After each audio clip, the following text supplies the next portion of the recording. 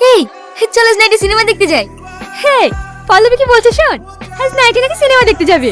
আমি তো বল কিছু বলিনি, গেলেই হলো। আমার যাওয়া হবে না, আমার আব্বু ভীষণ কড়া, আমাকে একা কোনো জায়গায় যেতে দেয় না। হো দে আমার উপরে ছেড়ে দে, কাকুকে ফোন করে বলবো আমার বার্থডে। কি বলি? রিয়াজ, রিয়াজ কি ব্যাপার, তুমি এভাবে চলে যাচ্ছ কেন? এমনি। কালকের ঘটনার জন্য আই এম সো সরি, আমি বুঝতে পারিনি ব্যাপারটা এমন হবে। আমি কিছু মনে করিনি ম্যাডাম, আমার মা বলেছে যারা জাকাত দেয় আর যারা জাকাত নেয় তাদের সঙ্গে কোনো সম্পর্ক রাখতে নেই। আমারই ভুল হয়েছে ম্যাডাম, আপনাকে দেখেই আমার ভালো লেগেছিল, কিন্তু আমি কখনো ভেবেও দেখিনি যে গোলাপেও কাটা থাকে। এটা কে?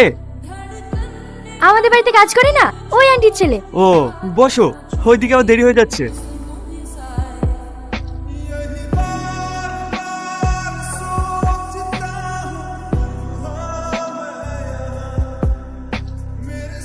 কি রে, আঙ্কেলকে ফোন করেছিলি? হ্যাঁ, ওরা সবাই এক্ষুনি আসছে। পেশেন্টের গার্জিয়ান কে আছে? আমি স্যার। দেখুন, পেশেন্টের অবস্থা ভীষণ ক্রিটিক্যাল, এমার্জেন্সি এ নেগেটিভ ব্লাড লাগবে। ব্লাড কোথায় পাবো? কোনো ব্লাড ব্যাংকে যোগাযোগ করুন। ঠিক আছে স্যার, আমি এক্ষুনি নিয়ে আসছি। দাদা, এখানে এ নেগেটিভ রক্ত পাওয়া যাবে? কার্ড আছে? না। ডোনার? ডোনার কি? কেউ কি রক্ত দিতে পারবে? হ্যাঁ দাদা, আমি দেবো। ঠিক আছে চলুন। কেঁদো না, সব ঠিক হয়ে যাবে।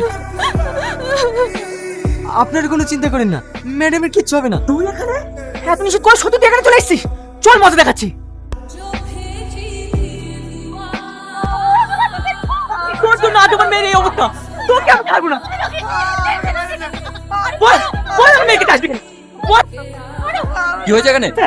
এই শয়তানটা আমার মেয়েকে ডিস্টার্ব করে, তোর জন্য আজ আমার মেয়ে মৃত্যুর সঙ্গে পাঞ্জা লড়ছে স্যার। তার আগে না স্যার, নিয়ে চলো ওকে। ওর কোনো দোষ নেই, ওকে বাঁচানো হচ্ছে। স্যার, স্যার ওর কোনো দোষ নেই। আমি আপনার পায়ে পড়ছি, দয়া করে আমার ছেলেকে ছাড়িয়ে দিন। আমি আমার ছেলেকে নিয়ে অনেক দূরে চলে যাব। ছাড় আমাকে। থামো থামো থামো। আঙ্কেল, ওর কোনো দোষ নেই, ও ছিল বলে ফিরিনা প্রাণে বেঁচে গেছে। হ্যাঁ, একজন স্পট থেকে ও নিয়ে এসে অ্যাডমিশন করায়, আমার রক্তের প্রয়োজন হলে ও এনে দেয়। ও সত্যিই নির্দোষ আঙ্কেল। হ্যালো, কি? আচ্ছা ঠিক আছে। রিয়াজ, হ্যাঁ স্যার। তোকে আমাদের সঙ্গে যেতে হবে। কনস্টেবল?